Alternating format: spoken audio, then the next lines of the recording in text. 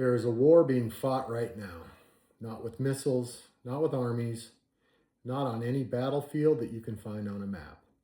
It's being fought inside you, for you, against you. It is a war on the one thing that, if fully awakened, fully activated, and fully reclaimed, makes every system of control on this planet obsolete overnight. And it is the war on consciousness. And unlike most wars, this one works best when the people being targeted don't know it's happening. So today, we're going to pull back the curtain all the way. So to understand the war, you first have to understand what is being targeted and why. Consciousness is not produced by your brain. This is one of the great reversals that has been sold to humanity through materialist science. The idea that awareness is simply a byproduct of biological machinery.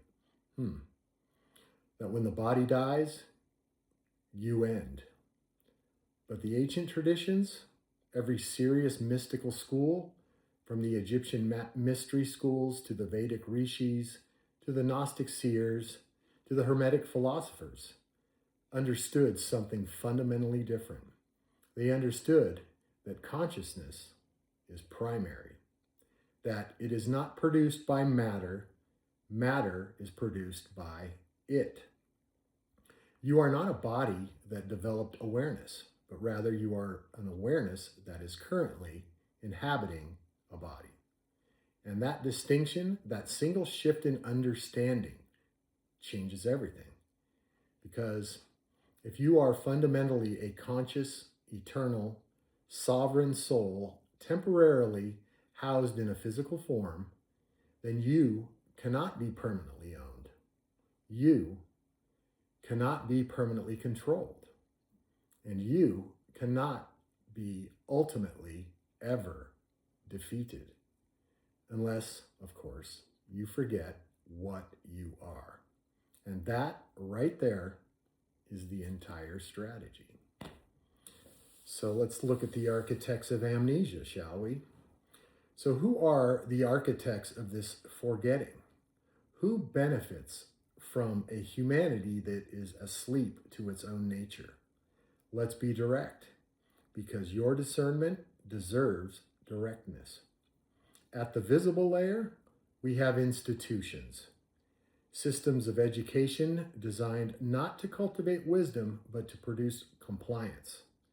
Media architectures engineered not to inform, but to manage perception.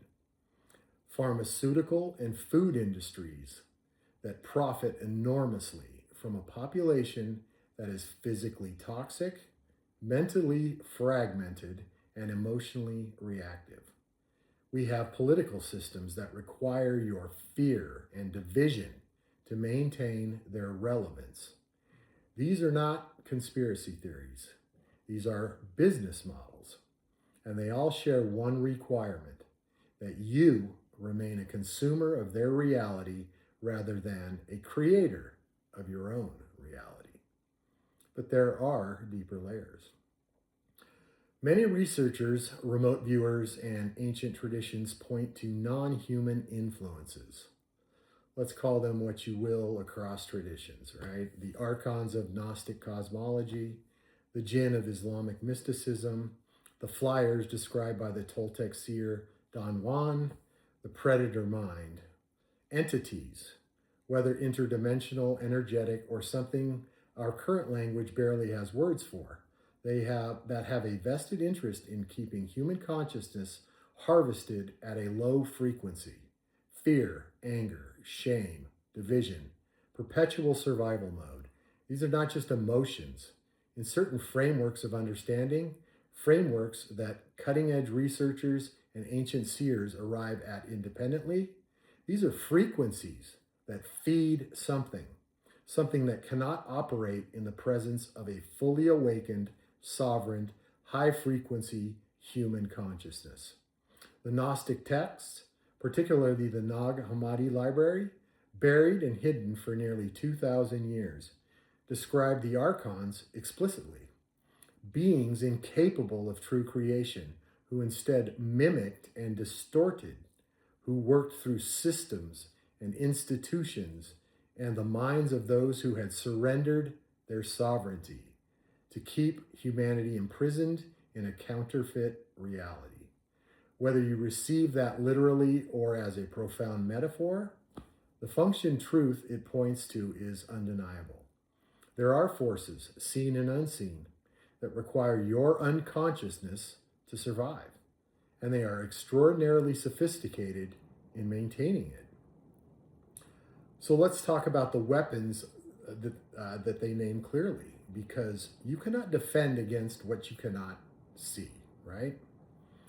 Frequency manipulation. Your body, your brain, your energetic field all operate at specific frequencies. The chronic stress state that modern life engineers through financial pressure, social comparison, information overload, electromagnetic pollution, all of those keep the human nervous system locked in survival frequency. And a brain in survival cannot access higher states of consciousness. It is neurologically, biologically prevented from doing so. This is not accidental. Pineal gland suppression. The pineal gland, that tiny pinecone-shaped organ sitting at the geometric center of your brain, has been called the seat of the soul by Descartes, the third eye by every ancient tradition that understood it. It produces DMT, dimethyltryptamine. It is your biological antenna for non-ordinary states of consciousness, the very states in which genuine spiritual experience, genuine contact with higher dimensions of reality become possible. And it is being systematically calcified through fluoride in the water supplies, through certain food additives, through electromagnetic frequencies. The war on the pineal gland is one of the most targeted and deliberate campaigns in the war on consciousness. Identity fragmentation. Keep humanity divided, right? By race, politics, by religion, by class, and you keep it weak. A fragmented humanity is a humanity that cannot unify at the level of consciousness required to recognize its shared imprisonment. Division is not a side effect of the current system. It is a primary feature. Spiritual distortion, and perhaps most insidiously, the hijacking of the awakening movement itself, inserting false teachings, promoting passive spirituality that produces meditators who feel good, but they take no action, diluting ancient wisdom with New Age consumerism, turning the path of genuine liberation into another product to be purchased, another identity to be performed. If you cannot stop people from waking up, you control what they wake up to. Think about that. So how do we win this war, right? We don't win it with anger. Don't use anger. We don't win it with fear, not by becoming consumed by the very darkness we are naming, because that is the trap within the trap.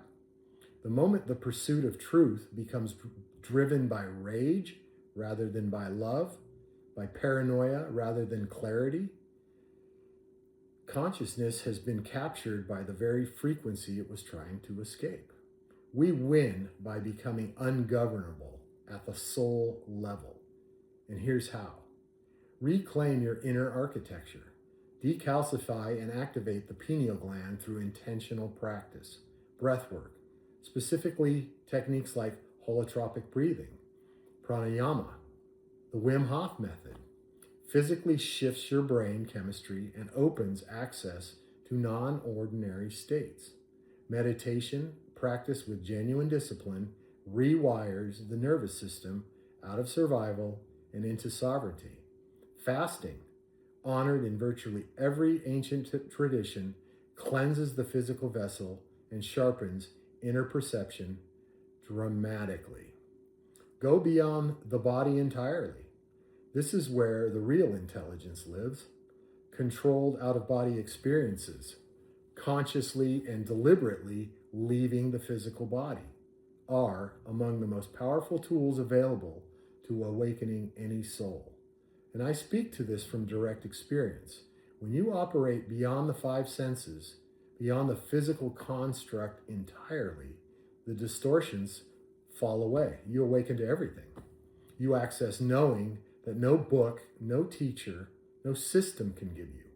You remember, however briefly, what you actually are, an ancient soul. And that remembering, that direct knowing, is something no external force can take from you, and you can never go back. It becomes your anchor, your unshakable reference point. The Monroe Institute, Robert Monroe's pioneering work in binaural audio and consciousness exploration, Jürgen Zewei's extraordinary accounts of multidimensional experience, the ancient Tibetan practices of dream yoga and sleep consciousness, all of these are pointing at the same doorway. The body is not the limit. It never was. Guard your frequency with your life, because that is literally what is at stake here. Be ruthlessly intentional about what you consume, not just food, but information, energy, relationships, environments. Everything you allow into your field is either raising or lowering your frequency, and your frequency determines what you can perceive and what you can access, and how visible you are to systems that feed on lower states. Return to ancient wisdom. The answers were never lost, they were just hidden. The Hermetic principles, the Vedic understanding of consciousness, the Stoic cultivation of inner sovereignty, the shamanic traditions that have always known how to navigate the non-physical reality, the mystery school teachings that understood the soul's journey with a precision that modern science is only now beginning to gesture forward. These are not relics. They are operating manuals for the fully awakened human being. And speak truth out loud, consistently, without apology.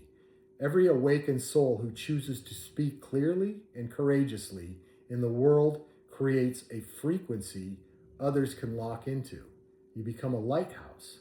And lighthouses, by simply being what they are, have always been more powerful than the darkness that they illuminate. So here is the ultimate truth of this war. It cannot be won against you without your participation. Get it? Every tool of suppression, every frequency weapon, every distortion, every engineered division requires one thing to be effective: your consciousness.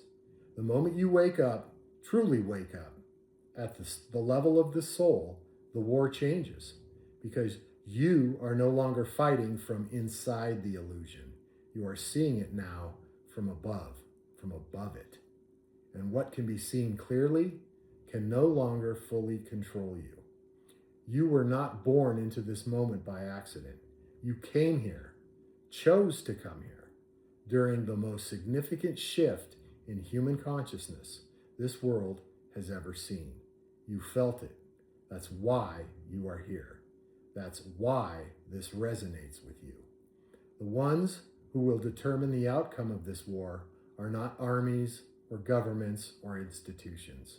They are souls like you, awake, sovereign, unafraid, souls who have been to the other side, who have touched what is real beyond the veil of the physical, and who came back remembering. You cannot unknow what you know, and that knowing, lived fully, spoken bravely, shared generously, is how the war ends. Stay conscious, stay sovereign, keep creating, unify, and don't comply. Thank you.